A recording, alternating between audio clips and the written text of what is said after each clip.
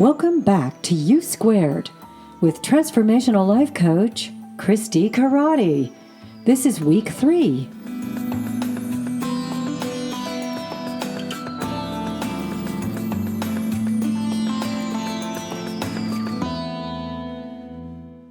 So we'll start with our gratitudes and our proud of. And so I will start and state my gratitude, and I'll state all of those things, and then I'll give a pause and let you write down yours. But we want to set the tone. Maybe it's not so important, but it's so valuable to set this tone this way, because our gratitude is the vibration of so many things. It's the vibration of abundance. It's the vibration of that, our vision and our dream. It's so many things. And so we want to set the tone of gratitude, the vibrational frequency. And that's like the warp of a weaving. I like to think of it as a weaving. And then something that we've accomplished, something we're proud of, makes kind of like the weft that then brings it all together. And are proud of, fading that out into the ethers, if you will, actually notifies the I'm thinking of quantum physics right now. It aligns the strings down in the little quarks, in the string theory, and aligns them and notifies them that this is the kind of person that you are. You are moving in this direction. And then, of course, stating a piece of our vision. And the warp and the weft makes the whole cloth. And actually what we're cutting out of it is that vision piece of it. What we're going to do today is we're going to explore the next 4 chapters that, if you look in your index here, last week I clarified that the first 3 chapters, the promise, the quantum leap, and U squared, were the introduction. And the first week we explored change your personal rules for success, quit trying harder, I've got that one asterisk, ignore conventional approaches, think beyond what common sense would allow, very potent. And then the second week we went to suspend disbelief, focus on the ends rather than the means. That's about our vision and how powerful our vision is to move us in the direction of a life we love living. And then rely on unseen forces. If you can do it all on your own, your dream is just not big enough. And then choose a different set of risks. Very potent as well. This week we're going to go through trust in the power of pursuit. Okay, remember this 3-month series that we're in is all about decisions. So that's a lot of what that's about. Now, I'm changing the title of the next chapter. It says Seek Failure, and I'm calling it Make Friends with Failure. Okay, and then get uncomfortable and open your gifts. And I think I have a see and use your assets is kind of like a subtitle for that open your gifts. Okay, so let's get started. You can see right there on page 23 that nice little quote, you've dreamed many dreams that were yours for the taking. Yeah, true. I mean, think about what we dreamed of as a little kid, and all of those dreams were there. They were available for us. So, on page 24, about the 3rd paragraph down, it says, consider this, the dreams you have realized in your life are those which you actively sought. Okay, so everything, if you look around your life, everything that you have accomplished in your life, there was a conscious direction, maybe even a subconscious, actually many times a subconscious direction that allowed us to realize those dreams. And what we're doing here in this work is we're becoming conscious about these invisible principles that are always at work and that are empowering us as we begin to learn them, to use them. Just like the story of electricity, again, that, it always has existed throughout all of time, but now we're able to harness it and use it. And this is the same thing now why we, first of all, craft our vision, our dream, and then we look at these laws and how we can move in the direction of our dream. But there is always an action that has created all of these things that we have realized. I mean, think of a job that you've gotten that you've loved. right? Or you even haven't loved, right? There was an action in the direction there. And then, however conscious you are, you get to choose the next direction. So the world behaves differently when you actually take action to go after what you want. What you wish could be starts becoming true, becoming reality. The dream moves you in the direction, begins to come to you even as you reach for it. And so remember that idea that I talked about last week, the wind, that just by holding that vibrational frequency, like the feeling tone, that imagining as if it's happening right now, when you do that, you become like the low pressure front. And the wind does not have any choice but come to that low pressure front. Okay, and part of how this works, and I think I've said this over the course of these last couple of weeks here, but I'm going to say it again, is how what they've discovered in quantum physics, how things work. So we have the molecules, and what forms the molecules are particles, and what forms the particles are quarks. And inside of quarks, Q-U-A-R-K, quarks, inside of quarks are strings, little dancing filaments that are in there that are so minute that we can't even see them. And those are the things down in that very minute little thing called a quark that are there. They are vibration, and so they respond to vibration, and our thought as vibration goes out and starts shifting how those are aligning. And so if we think let's say vacation, right? So since I mentioned that during my vision, vacation, for example, I'm leaving on the 15th of September to go on, I'm calling it the empty nest vacation. And so without us setting that intention, we wouldn't have made the plane reservations. We wouldn't have, but all of those things happen because I first started with the intention, right? And so it's very important first to have that vibrational thinking thought. But one of the most important things is the action. So down at the bottom of page 24, I know some of you guys like to highlight these things in your book. Down at the bottom of page 24, U squared is firmly based on the premises of pursuit. Quantum leaps require you to take the offensive. Okay, it doesn't mean like swearing offensive. You can't achieve exponential gains in your success from a defensive posture. And even think, I'm not a big football fan, but, the whole idea of being defensive, you don't get to go anywhere. You just defend about what's coming at you. And if you're offensive, you get to go where you want to go. And so it's the same thing. If you are just being defensive, you're actually responding to the conditions and circumstances that are around you, right? You're standing there, you're wielding off illness, you're wielding off bad relationships, you're protecting yourself from financial ruin, whatever it is, right? So we don't want to be in the defensive. We want to be in the proactive. I like to call it more proactive, in the forward moving motion of being proactive.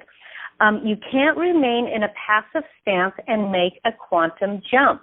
And, I used to be a high jumper. And, yes, I did.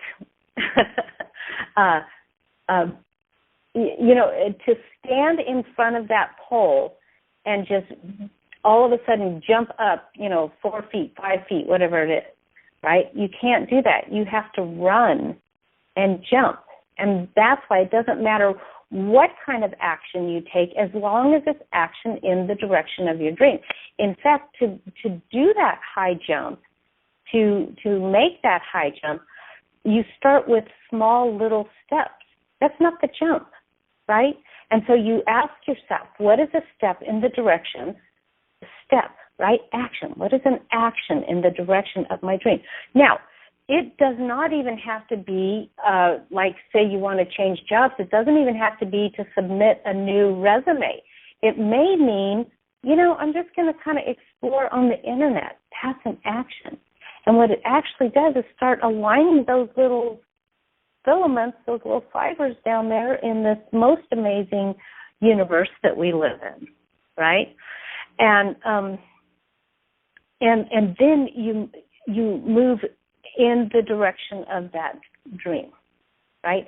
But like this says here, you must move on the dream.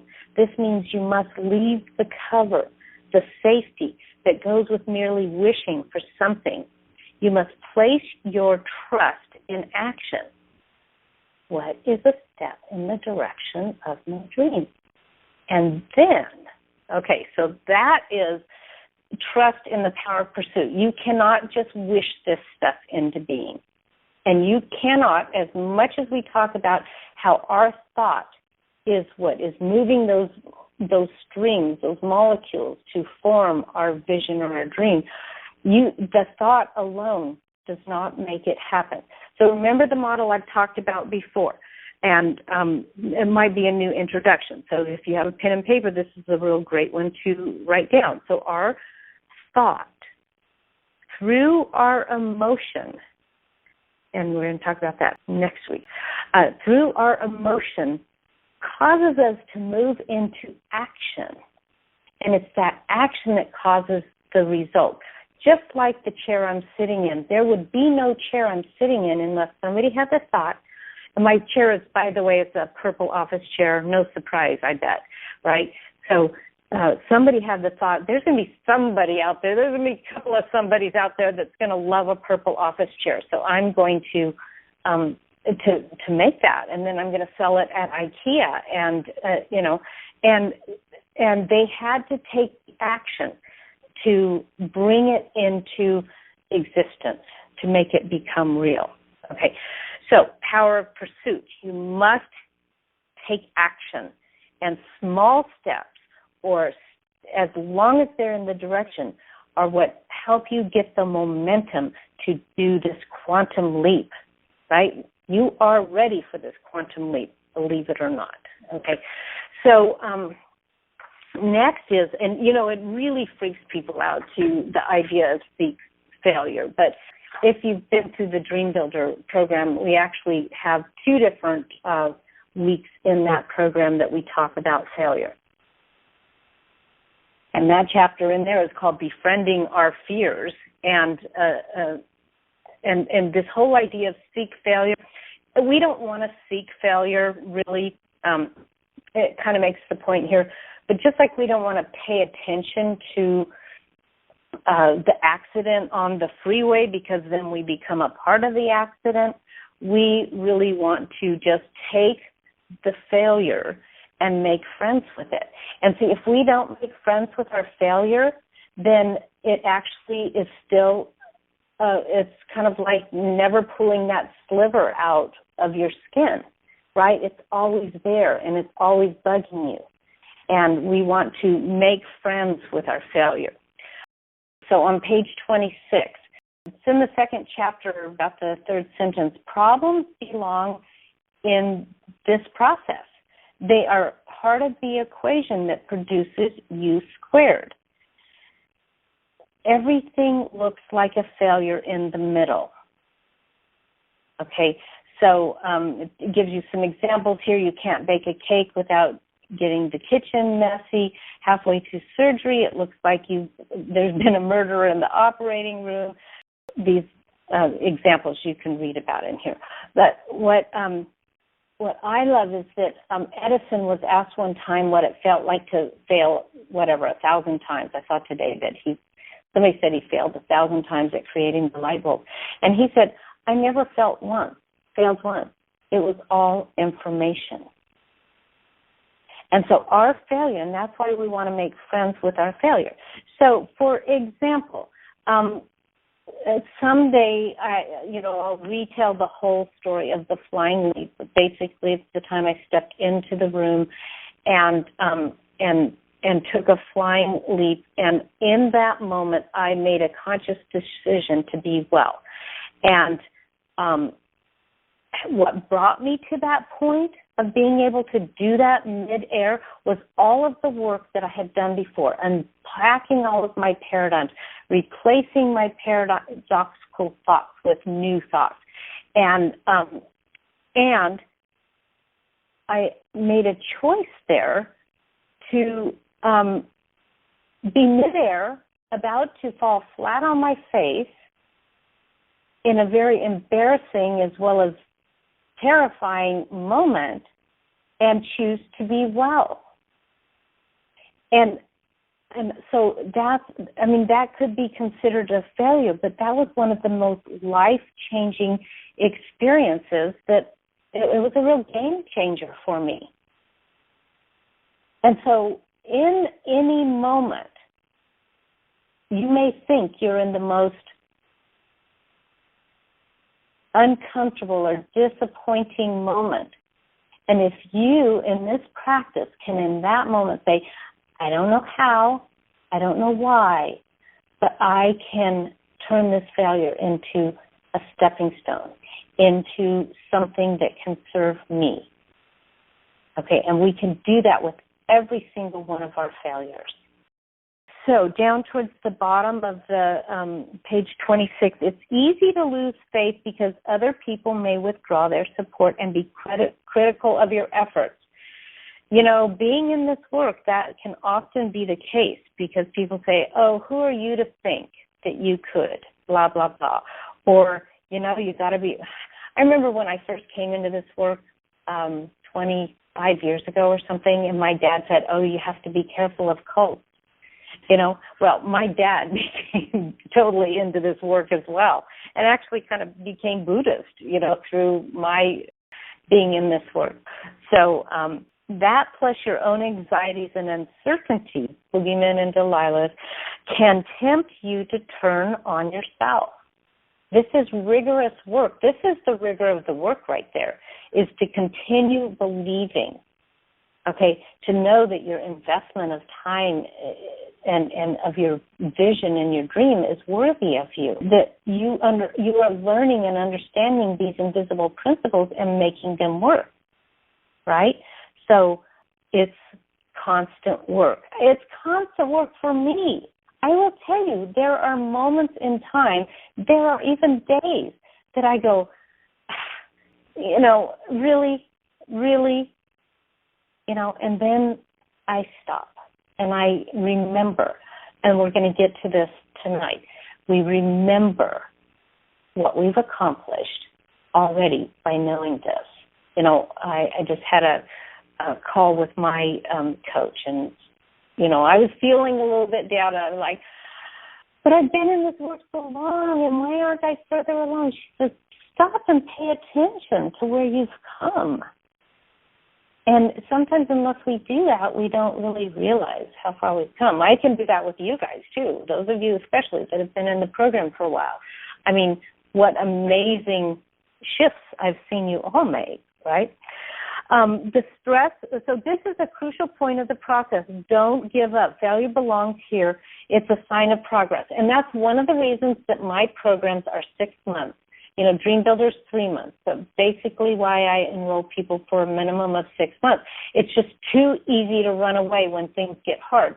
And that's kind of one of the reasons I didn't use the therapy model, because when people come into therapy, you know, and it's week by week, I'll tell you, there are a lot of people that just disappear when it gets hard. You know, we're just like getting into the work and it gets hard. That's why I love this work, is because I am going to support you in moving through to understanding these principles and applying them to you. I've seen the changes in your guys' life. I mean, this is amazing. The stress will seduce you toward retreat to the safety of the status quo. Oh, you know what I do with this one? I go, haven't I changed enough lives? Isn't it good enough? Well, what if I would have said that before our dear Melissa, you know, ended up getting pregnant with our Owen? Owen might not be here. Right? I mean, case after case of, you know, so also what keeps me in this work is the creativity, right? Oh my gosh, you know, I can't stop it. Sometimes I just need to turn that faucet off of creativity. Like I was sharing with you last week, I'm in this kind of creative mode right now, and it's mixed with, the preparing of sending my son off, so it's kind of like a really interesting place to be and to be aware and be an observer in my life. This is important. And so not to let the trap of the familiar. Okay. Just remember this. Failure does not mean you're defeated. Now, people often get defeated before they let these principles take place. There's the principle of the law of gestation. It actually, just like it takes 21 days or 90 days for us to change a habit, when we start on a new vision or dream, we have to make it happen. I did that actually when I first came into this work, when I first met Mary, when we lived up in Oregon. Let's see, Aaron was about 4 years old, so he's 17 now, so 13, 14 years ago. And I didn't have a personal relationship with her. I went to her center that was 2 hours away, and we went occasionally. I also had a lot of connection with Michael Beckwith, and I remember we had secured a $1.5 million guaranteed federal loan to build a retreat center, and we had about $600,000 of our own money to put into this project, and it was like I just had too many paradigms and no container of support. I remember listening over and over to Michael Beckwith's visioning program and going to the center and listening to what Mary had to say and, really trying to figure it out. But, I gave up. And, it was probably in its germinating process.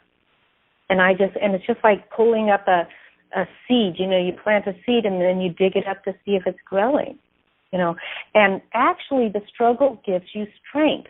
We know the butterfly story, right? That if you pull a butterfly out of its cocoon as it's starting to come out of its cocoon, it actually will not have the strength to live, and it will actually falter and die, because that pushing itself out of the cocoon is part of how it strengthens its muscles in its wings before they come out and are needing their wings to fly.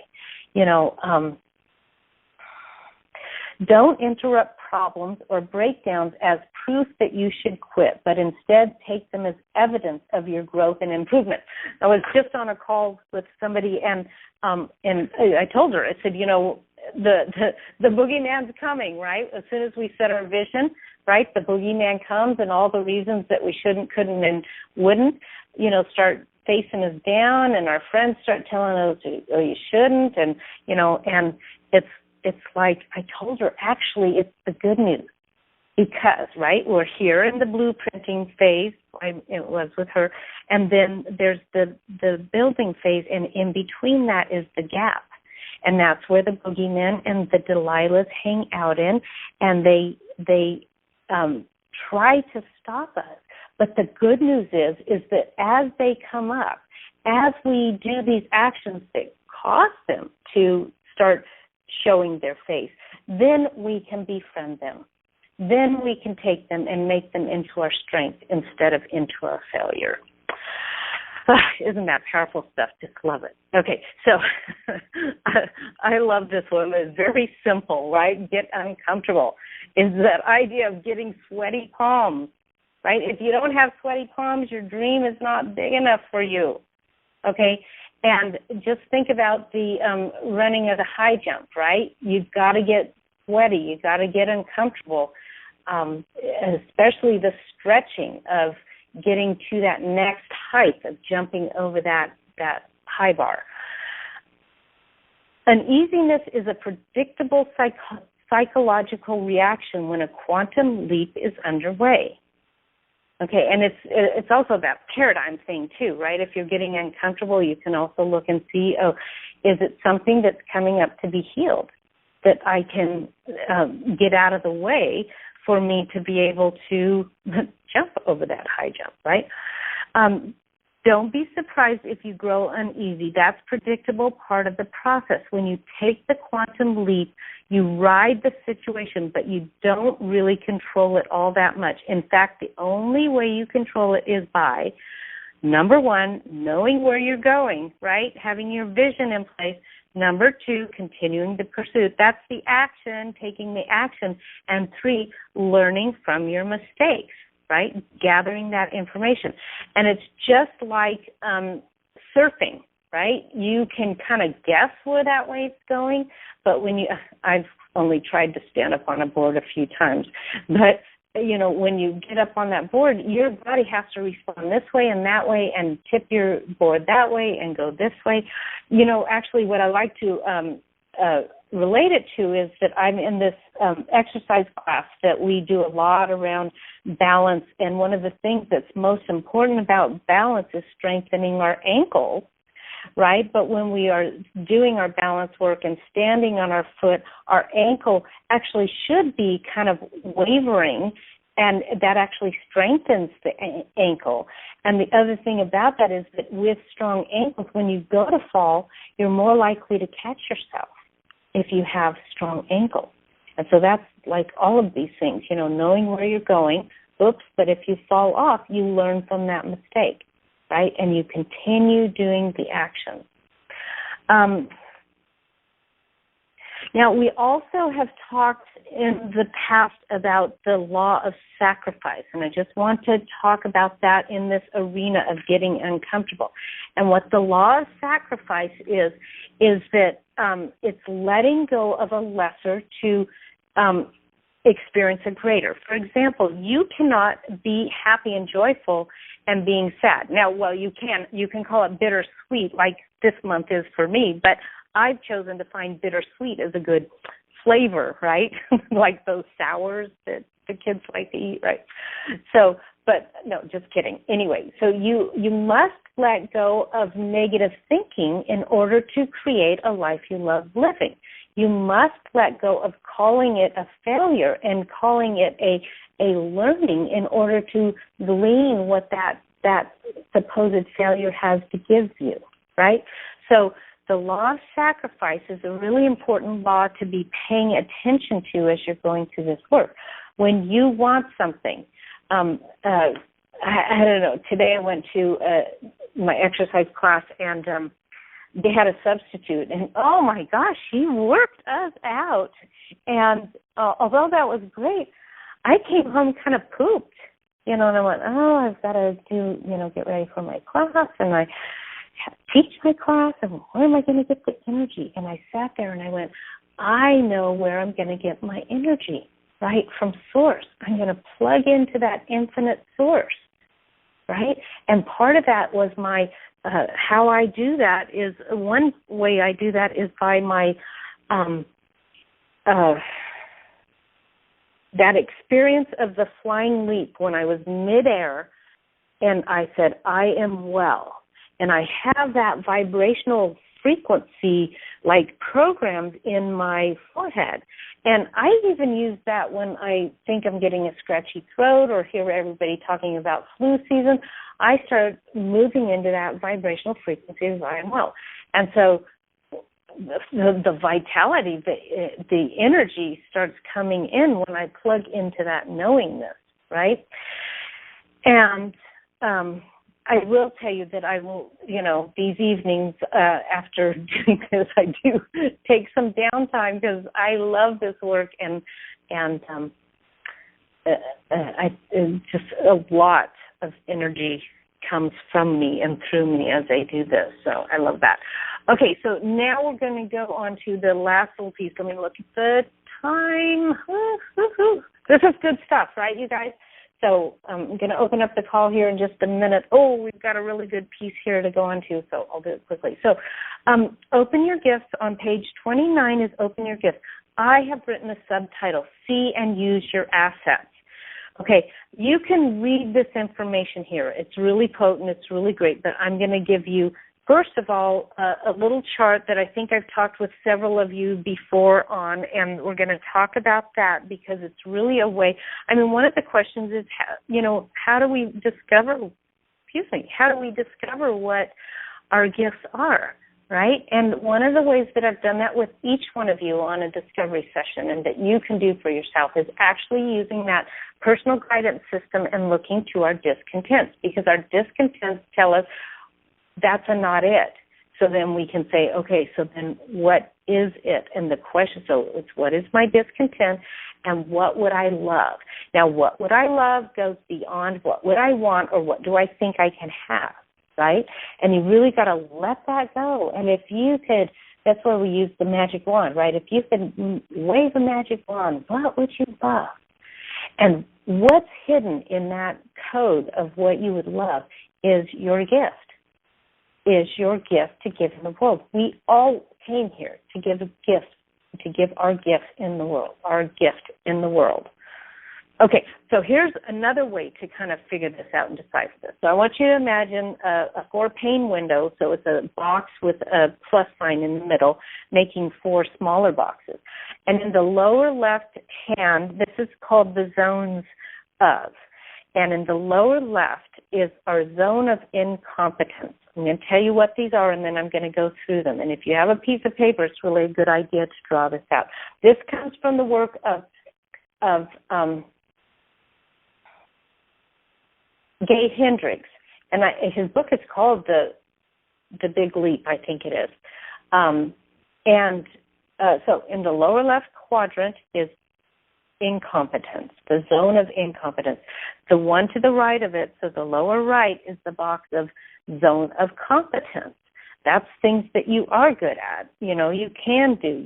I can change a light switch. I used to do my own tune-ups on my car and, change the gas and the air filter the oil and the air filter and all of that.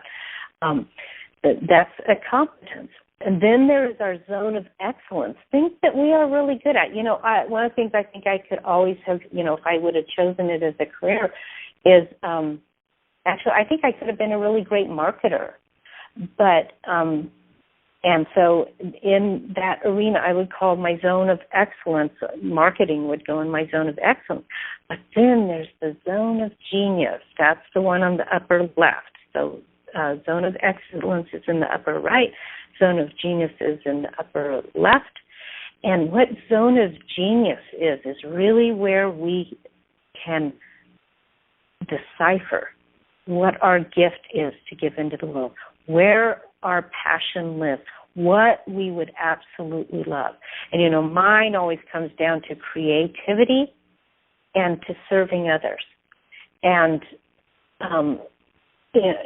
so, therefore, marketing is in the zone of excellence. Well, we can focus on those our zone of genius. And what we want to do is, first of all, find someone else to do our things we're incompetent at. This story in Gay Hendricks' book is about this multi-millionaire who buys a new printer, and it took him 3 days to try and get his printer set up. And he finally went down the street to a teenage boy and said, "Could you come fix this for me?" And he did it in 1 hour. This guy, that is his zone of incompetence. It was a waste of time when, his zone of excellence and zone of genius is in somewhere completely different, right? But this young man's zone of excellence or genius was in being able to understand these technical things.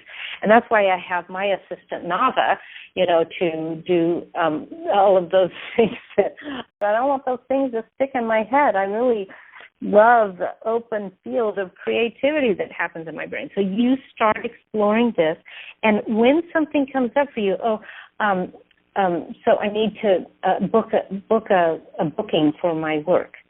And yes, I really want that. But is that my zone of excellence? You still do that, but we use the idea of zone of genius. Does your zone of excellence move you in the direction of your zone of genius? And of course, that's where your vision lives. Okay, so now, in order to open your gifts, as I said, the subtitle is See and Use Your Assets. Now, I have asked most all of you here, I think, have written list of assets. I want you to pull that out, and I want you to see if you can find some of your uncommon assets, or what people wouldn't normally think are assets. They might be in your quirkiness, not your quirks, your quirkiness, or you might look to, some, fun things that you did in the past.